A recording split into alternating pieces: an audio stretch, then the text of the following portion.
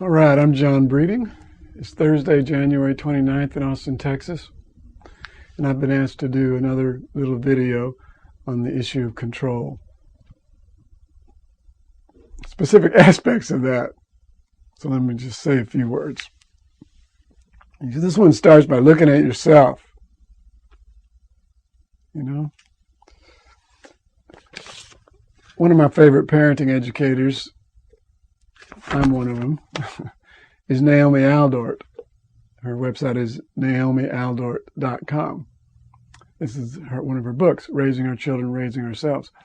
But on her website, she's got this great little article. It's just a 3-page article, called To Tame or to Trust. And I use it in all my classes because that question, to tame or to trust, is one of the most useful ones in life in looking at your relationship with yourself and especially with other people, and especially then with children. Do you trust in the nature of children and the natural trajectory of development so that you just support it and embrace it and love it, or do you have to tame it and civilize it, and beat the devil out of them, or make them learn responsibility, or make them learn in school, or tame that aggressive, willful spirit, right? Or do you trust that we're inherently responsible and we just need to give opportunities at the proper level and encouragement, Or do you trust that we're naturally inclined toward loving and affection when our needs are met, Or do you trust that children love to learn? The hard part is stamping that desire out of them by making them do things they don't want to do all the time and imposing this strict curriculum on them that doesn't follow their natural interests. Over and over again, to tame or to trust. If you trust, you don't have to control somebody. Control is not a bad thing. When my daughter learned to drive, I wanted her to control that car. I wanted to learn exactly how it worked and how to control those mechanisms. Or else she'd be dead, or somebody else would be dead, right? But when it comes to relating to people, control is really problematic. And also to yourself, to a large extent, when it comes to allowing the body to function, allowing the emotions to express, allowing the spirit to move you, right? To tame or to trust. One teacher of mine said that control is the master addiction for us all, We want to assert control and be able to point ourselves in the direction of our intentions, which is really more about cooperating with the flows and recognizing what they are. But the letting go of that which we don't control, and especially respecting other people's autonomy. Any effort in relationship to other people that does not support, at a fundamental level, their autonomy, their self-determination is problematic. And any actions could be evaluated from that point of view. And so, always back to my chosen profession, the so-called mental health profession. One of the first articles I wrote many years ago was called Mental Health System Oppression as a Stop Sign. Mental health system oppression is the enforcer, as a stop sign against liberation from oppression.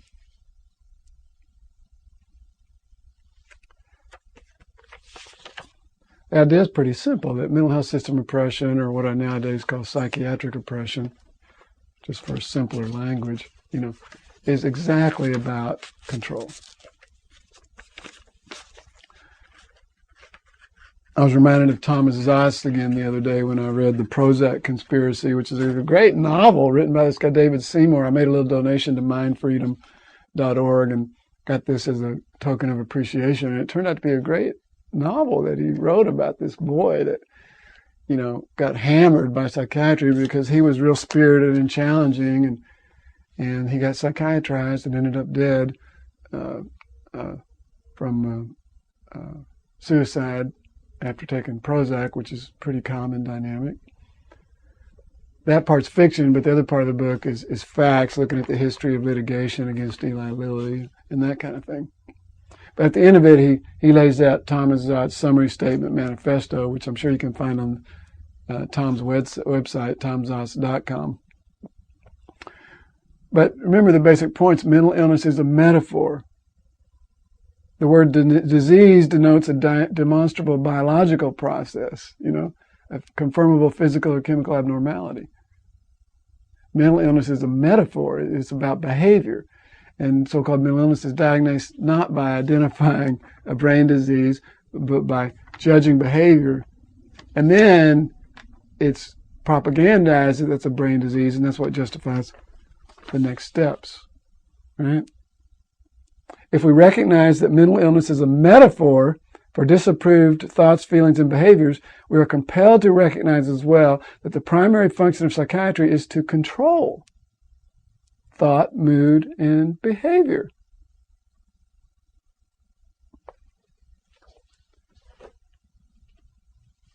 A mechanism of social control of disapproved thoughts, feelings, and behavior. Actions which a family member or a school or a community judges as unacceptable are called expressions of mental illness. Because then, especially when those quote-unquote unacceptable behaviors are not illegal, they're just undesirable, then you can still crack the hammer down without having to bring in a court of law. You can assert control on somebody who has not broken a law. You can incarcerate them against their will in a mental hospital. You can force them to take a drug. You can take a child, and if you get the parents to buy it, you can send them to a psychiatrist who will put a control on them, called a drug, under the rhetoric, the claim to virtue that it's treating their illness. The reality, it's to put a control on behavior that's considered unacceptable or inappropriate or unfortunate or something like that. It's pretty simple, really. It can be mind control, unacceptable thoughts, emotional control, unacceptable emotions. You cry too much, you're too angry. Well, how many kids are drugged because they're too angry? Give me a break. Mental health system oppression, secondary oppression, is also a stop sign against liberation from oppression in the sense that it's a distraction against real thinking and real action and real concerted effort relative to issues of social justice and economic justice. An outspoken kid who's challenging the school system because it's unfair, unjust, inappropriate, or a teacher who is such and such is mentally ill, and you don't have to look at that system. A system that's spewing out all kinds of people with problems. It's just that they, unfortunately, are mentally ill with brain diseases. We don't have to look at what's wrong with that system and that structure. The best solution for most so-called mental illness is good jobs and housing. Those are social justice, economic issues. They're a heck of a lot harder to handle than just deciding that someone is just poor, suffering from a mental illness. And there's certain forces that gain enormous profit from making those particular judgments. They make profits from the immediate profit points, called those kids or those adults or whoever that are taking the drugs. And they also make profit by continuing to control the government in this so-called fascistic, meaning blending of corporate and government entities, which is the reality of the United States right now. And that doesn't get challenged. It's very, very, very simple, but very fundamental. That's psychiatry. It's coercive at its root. You can take something that's outside the law, yet empowered, but it's not really outside the law, it's empowered by law. It's outside the criminal justice system, but it's only got its own law system and its own mental health courts and its own mental health deputies and its own systems that are empowered to take away people's rights. And then it's got a whole huge economic propaganda system called mass marketing and advertising and constant noise that leads people to believe that maybe they have these mental illnesses or children have these mental illnesses and need these medicines, which are really just toxic drugs that are repackaged and formulated as if they're medicines. It's all about control.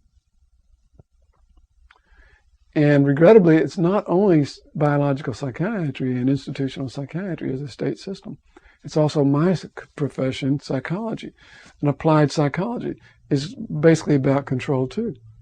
I mean, what is behavioral psychology? The system through which most of the schools are designed.